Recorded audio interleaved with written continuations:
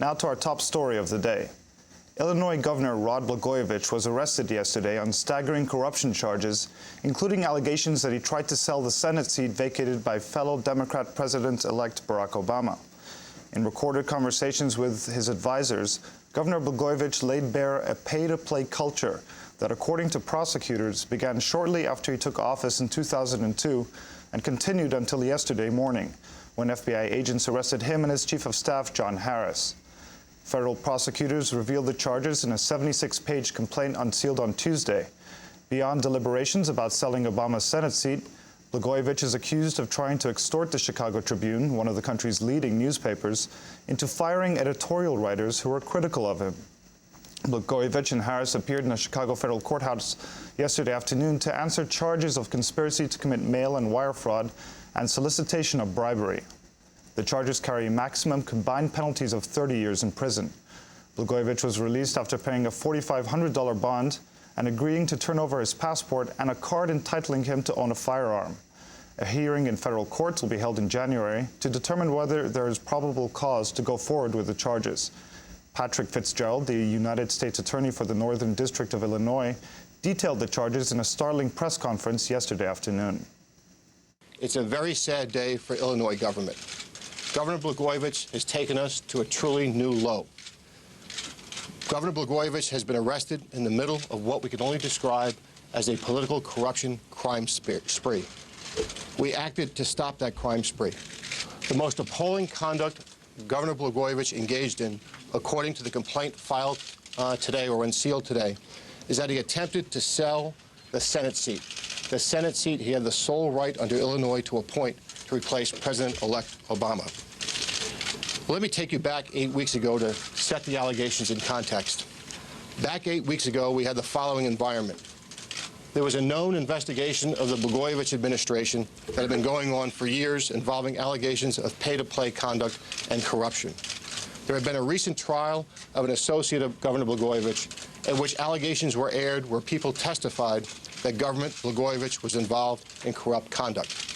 And there was an Ethics in Government Act that was pending that would go into effect January 1 of 2009 that would bar certain contributions from people doing business with the state of Illinois. You might have thought in that environment that pay-to-play would slow down. The opposite happened. It sped up.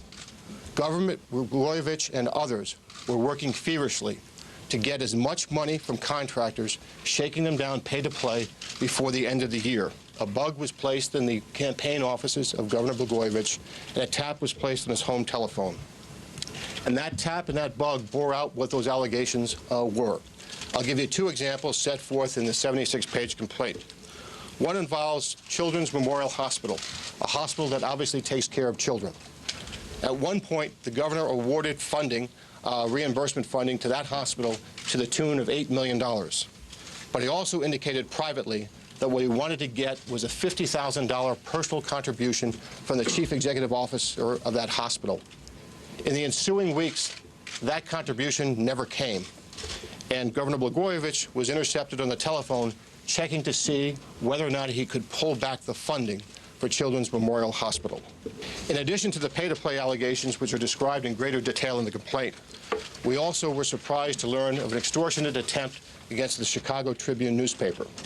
The Chicago Tribune had not been kind to Governor Blagojevich, had written editorials that called for his impeachment, and Governor Blagojevich and defendant John Harris, his chief of staff, schemed to send a message to the Chicago Tribune that if the Tribune Company wanted to sell its ball field, Wrigley Field, in order to complete a business venture, the price of doing so was to fire certain editors, including one editor by name. In the governor's words, quote, "Fire all those bleeping people, get them the bleep out of there, and get us some editorial support," close quote, and the bleeps are not really bleeps. The defendant Harris tried to frame the message more subtly to get the point across to the Tribune that firing the editorial board members would be a good thing in terms of getting financing to allow the sale to go forward. But the most cynical behavior in all this, the most appalling, is the fact that Governor Blagojevich tried to sell the appointment to the Senate seat vacated by President-elect Obama. The conduct would make Lincoln roll over in his grave.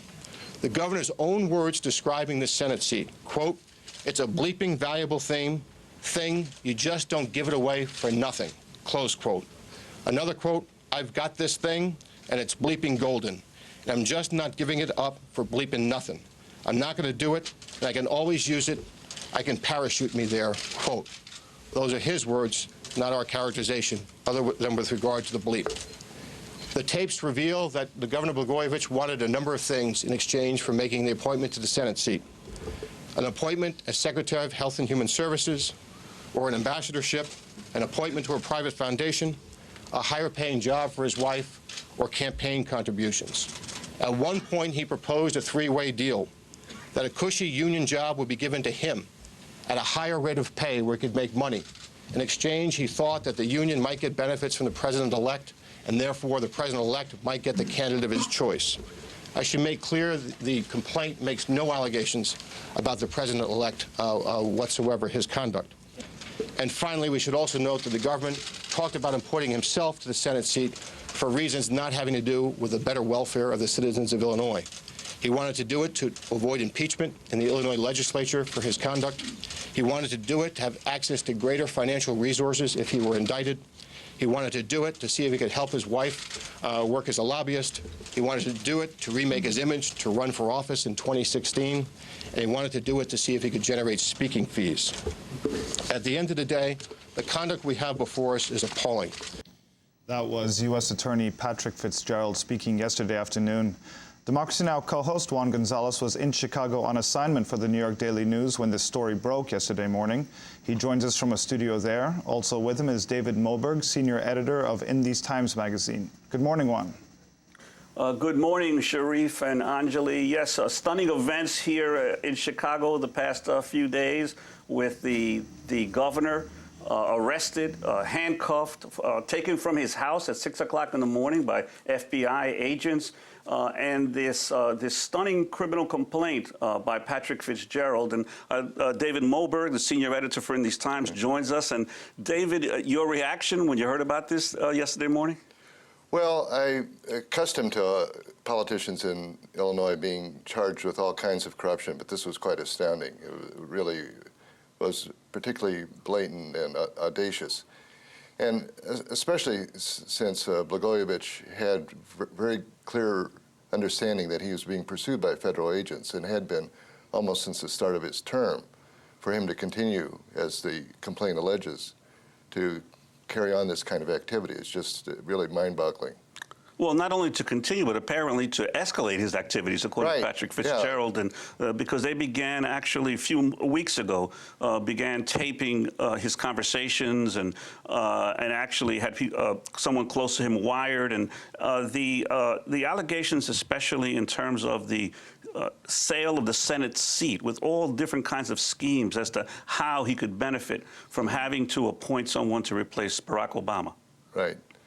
Yeah, well, it's particularly galling given the kind of image improvement that the state of Illinois politics have gotten from Barack Obama's election. You know, to have it drawn back down into the mire again is, you know, particularly disturbing.